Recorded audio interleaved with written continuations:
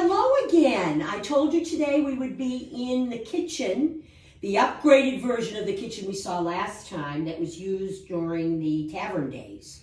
And you know, as you look around, you might say, wow, there's a lot of things here. But the kitchen was the hub of the household, and especially if this was an inn.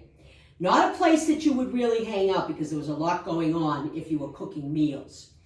I do want to point out a few things. As you're looking at this, you're going to say, oh, I know what some of these things are. Over here, we do have a butter churn.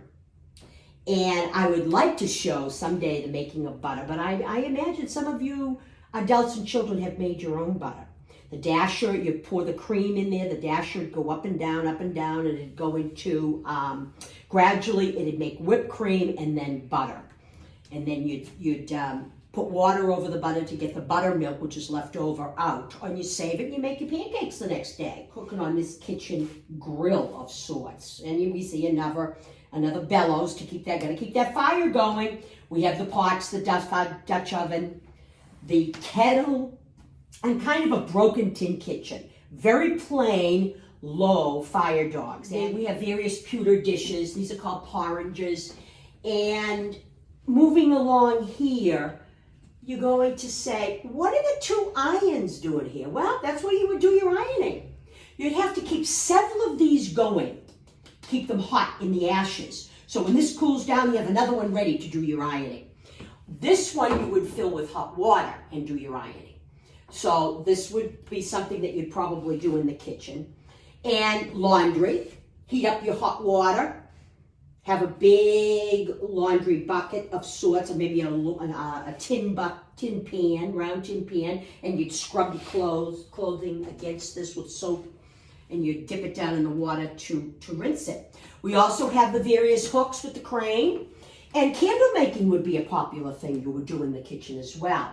But now the very favorite thing of mine in this room, other than my toe toaster, is this beehive oven.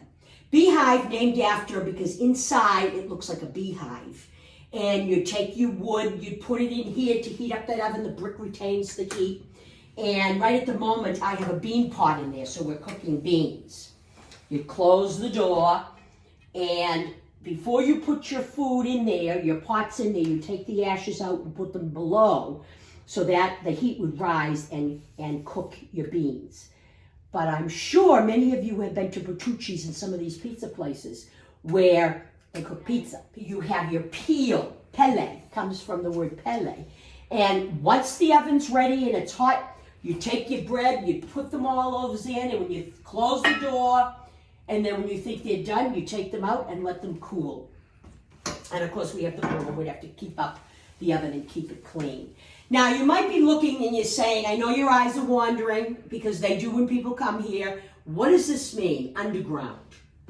Is this little section right here, was this used for the slaves to hide before the Civil War and during the Civil War go along the Underground Railroad up to Canada?